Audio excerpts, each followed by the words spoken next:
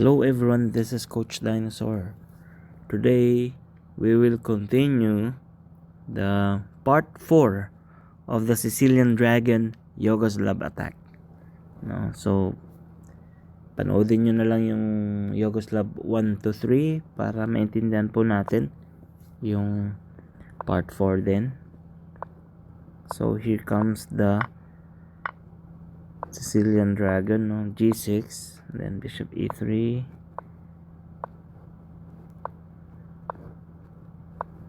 and now castling. So, sa part 2 and 3, tinakal natin tong linya na to,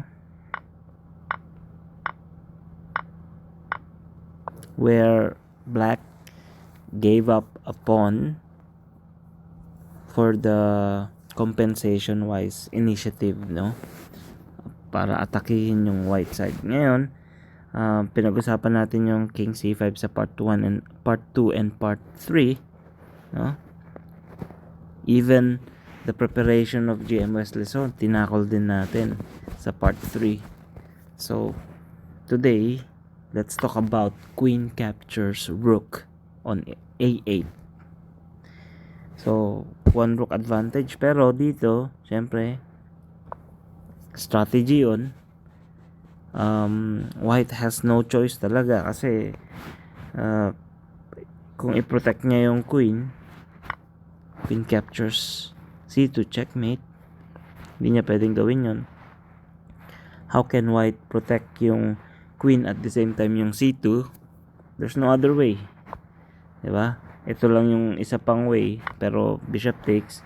Siyempre dito talagang winning na yung itim, no. You can play queen e5, threatening to capture the b2 or the e4. And siyempre may rook pa yung yung itim. So not wise to play queen e4. Now, of course, main event natin, queen takes rook on f8. So bishop takes is not good. Only move talaga yung king captures. Though may mga threat yung puti to checkmate on d8, diba? Parang guguluhin lang niya yung queen, pero hindi pwedeng magulo yung queen for the meantime kasi black is actually threatening to checkmate yung c2, yung king by queen captures c2. So white has 3 options dito, no. So one is king c3, protecting syempre yung checkmate, pero dito, 'di ba, napaka obvious yung bishop captures. And I'm sure na hindi gugustuhin ito ni puti, if you can see, after queen captures. And syempre pag pawn captures bishop, queen takes pawn check, checkmates. So pag kumain, no, tapos nag bishop d3 naman, ito yung simpleng tira lang. Bishop d4, inaatake ngayon yung king check, at the same time yung bishop sa e3. So syempre to protect both, this king has to move on king d2. So dito papasukin na ni itim yung puti by queen a5. Check. Syempre king has to move. Pag bumalik, kain tong bishop. That's why kailangan niyang maintain yung protection ng bishop sa e3 by playing king e2. After nun, ganun lang, queen e5, pinning the bishop, and white has to protect it by bishop e4 lang, no. So nagdance lang yung position actually. So matututo tayo dito sa video na to kung paano din gamitin yung queen ng tama in as more strategical way talaga. So pag nag-bishop ka naman sa D3, queen takes, check. Pag ganun, no, siyempre to protect yung check, pero after neto force yung puti na kumain sa bishop kasi it's pin yung rook pin niya. So king takes, bishop, and now simple lang, check, no, and after that, and black is winning. So of course, 'di ba? Nagsimula lang 'yun sa strategic na queen dancing. Napakagandang game plan. So of course, yung C3 hindi gagawin ng yan ng puti. That is for sure. So, pinakita ko sa inyong move. So now, let's take another option. Bishop D3. Yung bishop D3, again, blocking yung bishop sa F5 para hindi makain yung C2.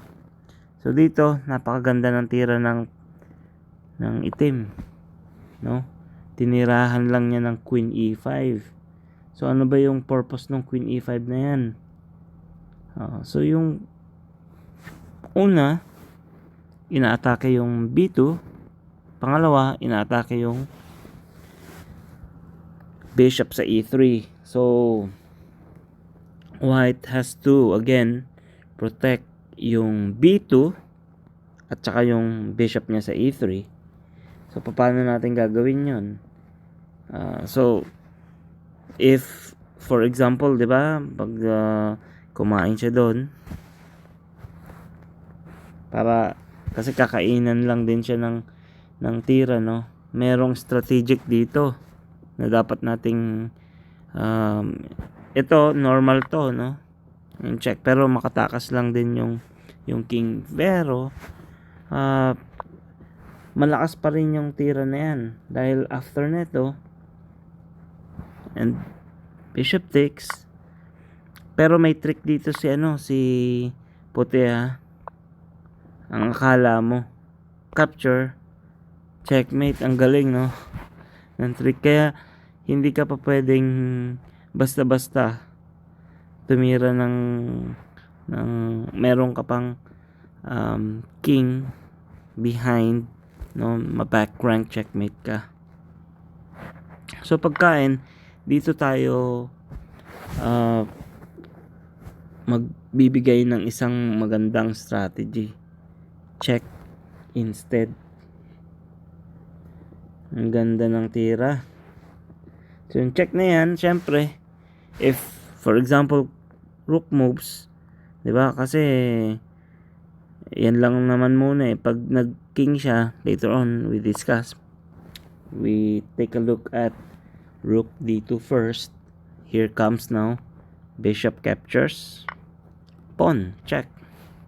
So again, pag kinain ng king yung bishop, syempre thank you na sa rook. And if for example kinain niya yung bishop, very simple, bago mo kainin yung bishop, capturein mo muna yung pawn. May tricky din dito, So for example, nag rook, 'di ba? Siyempre parang lamang si puti dahil protected yung rook. At the same time, he has to do something with the queen. Pero after queen takes f3, threatens the queen takes bishop. At the same time, may queen b7 din, no? So syempre ang gagawin ni puti, bishop c8, protecting the b7 square, no? Ang problema niya is bingo, attacking the two bishops, 'di ba? Ang ganda ng strategy. Mas magiging deep yung yung knowledge nyo sa lahat ng aspeto when just learning the Sicilian dragon. Pero hindi ko sinasabi na ito yung tamang linya para sa inyo. I'm just telling you na it will help you. Tsaka sa totoo lang, nakaka-addict kasi. Nakita nyo naman yung part 1, part 2, part 3 na very exciting yung game plan. At the same time, dito sa part 4, I'm also showing you yung excitement ng game plan. And it will really help you teach tactics, strategy, and middle game planning. No? So dito, napasarap tayo ng kwento. After ng check, no? Meron tayong king naman. Let's take a look at king b1. So parang safe na safe yung yung king sa b1, pero syempre 'di ba? Pag nakita niyo nang may bishop dito na naka-reading tutukan yung bishop sa yung b2 pawn, problemado ka kapag nag queen b4 na. Diba?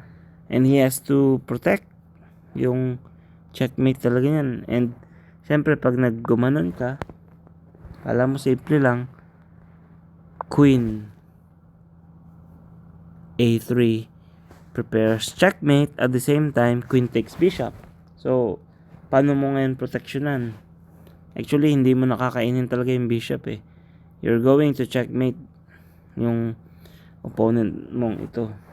And this is just a total losing position sa puti. No? So, may c3. Kaso lang, syempre, dahil pin yung b2 pawn, black can capture the c3 without thinking. And now, what's next?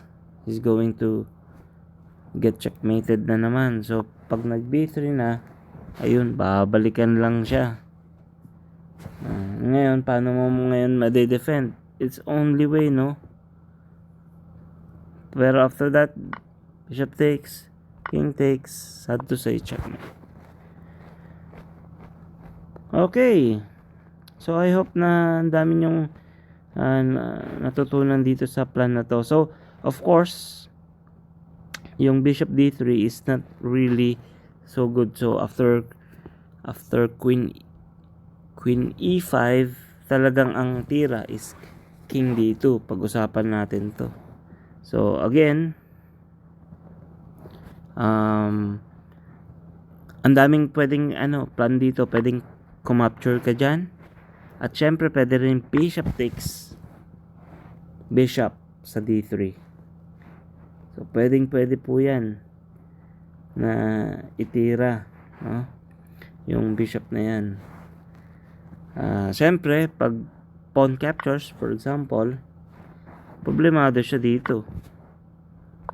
Mamomblema ngayon si puti sa kanyang posisyon. Magkabilaan ng kain yan, anytime, anywhere, no? So of course, pagkain mo ng bishop, there's only one way, unless thank you sa bishop, king captures. Pag king captures na, 'di ba? Pwede mo na ngayon kainin yung pawn.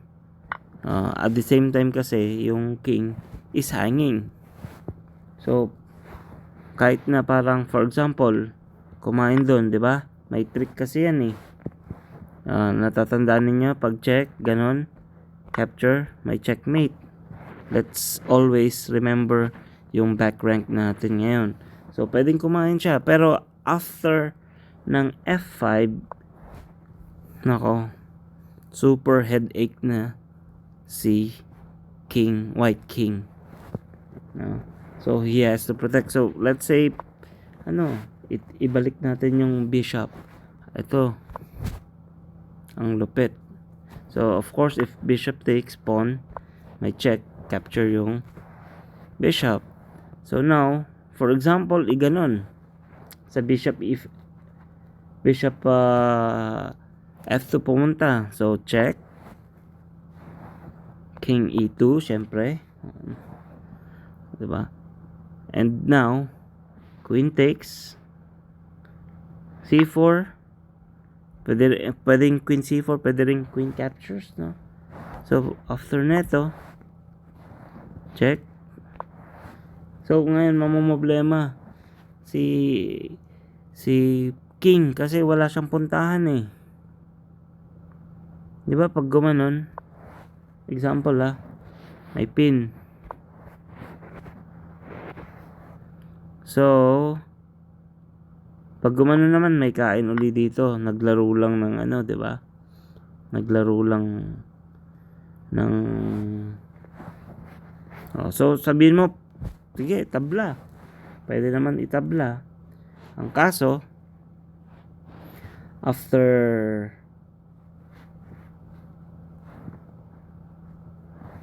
nyan, may trick na dito. Check. No? And of course, pag gumanon, problemado na naman siya sa bishop C3. Check. And white is in big trouble na dito sa position na to. So, for example, maka-check ka man lang kahit isang beses, no? Siyempre, king move. Now, paano mo ngayon proprotectionan yung threat na queen b6? Diba? Pag tinira mo doon sa rook b8, may mga check na doon eh. So, no choice. Talagang kailangan mong protectionan yung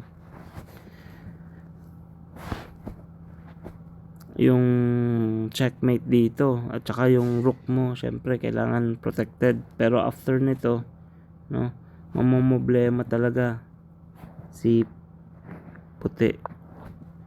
And I think after nito, syempre hindi pa tapos ang laban, pero di ba, magto 2 pawns na eh. And I think this is super winning. Gustong gusto na to ng mga chess player, whether master or non-master. Okay, so that's about bishop d3. Diba, natakal natin yung dito, natakal natin yung c3. Ang pinakang magandang plano, again, queen e5. So, let's put yung best game ng puti, which is rook d2. So, sa rook d2, protecting the c2, here comes na yung pinakang malalim na plan natin dito is h5. So, yung h5 na to prevent g4. At the same time, pupuntahan yun ng king yung h7 square. May takbuhan siya later on doon sa h7 square na yan, and it will make the king safer, no, since hindi siya protected ever since nung move na yan. So sa h4, diba, pinoprotectionan lang yung bishop sa f5 kasi malakas talaga yan. So with that, for example, tumira dito, no, so babalikan mo lang din yan. So hindi niya basta-basta talaga gagawin yung bishop d3 na yan, no. So for example, tumira din siya ng king b1, no. Pwede kang ayan. So kasi 'di ba, may trick diyan. Pag gumanong ka, sad to say, boom, checkmate. Kaya yun yung pinakang latest na dapat mong after ng h5 na yan. Pag gumanon, king g8 lang, and threatens to play queen e5. So anong gagawin ng again, pag gumanon, Always there's e5. So, syempre, ang tira is bishop e2 na ngayon. Diba? To protect yung p2 by example, gumanon sa queen e5, meron siyang pang protection, bishop d4. Pero dito, maganda na yung laban ng itim dito dahil sa queen f4. So, he has to protect yung rook sa d2 at the same time yung bishop niya sa d4. So, there's only one way, no? Yung rook h d1. Pero after nun, kakainin lang niya yan, capture, and then after that, rook queen takes pawn sa h2. Syempre kailangan proteksyonan yung yung pawn, or else mangunguha pa ng bishop uli dito, no? Mamomblema siya, and then merong pass pawn na malakas yung itim. Syempre hindi gagawin yan. So he has to protect yung pawn sa g2, and after that, ayun, ganun lang, parang walang problema si itim. Queen h4. Pero bago yung move na yan, no? Bago yung move na yan, may tira pa dito si itim na pwede mong gamitin maliban sa queen g3, and that is napakasimple, h4. So very tricky din yung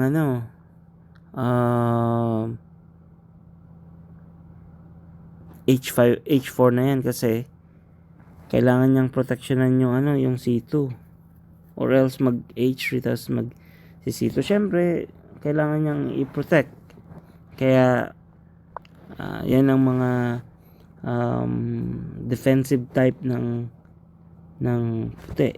Rook 4 to d2, and then followed by queen g3, no? Syempre dito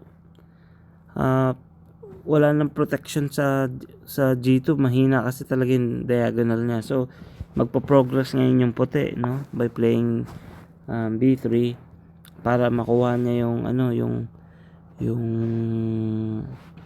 yung king ma-move, and then mag-push ng c4. So dito king g7 lang, so para walang check sa d8, no? So after neto, ayun na, ang surprise move is h3. Syempre kakainin, or else mag-push na yan, So pagkakain, syempre kainin muna to, and then babalikan yung h6. And now pag ganun, no, lang, napaka simple, queen f4 muna, para syempre inaatake yung rook sa e2. So pag for example gumanon, no, e6 lang, and I think one by one mag-move yung puti, yung itim sa f file at saka ng e file niya ng mga pawns. And for example gumanon, no, para kasing mahirap i-check to, pero bukas kasi yung king, medyo mahirapan siya dito. So paano niya ngayon i-protect yung bishop? So hindi basta-basta makapag-move ang itim dito, no? Hindi basta-basta talaga. So again, binibigay ko na dito sa viewer natin kung paano pa na ma-improve yung endgame dito, but I'm very sure na lamang na ang itim dito with accurate planning, transition sa endgame. And, di ba? Napag-usapan natin yung 3 moves doon sa ano. And I hope na nagustuhan nyo po yung video. Thank you po again for your support, for viewing and watching my videos. Please don't forget to subscribe po sa aking channel, Coach Dinosaur at your service. Thank you.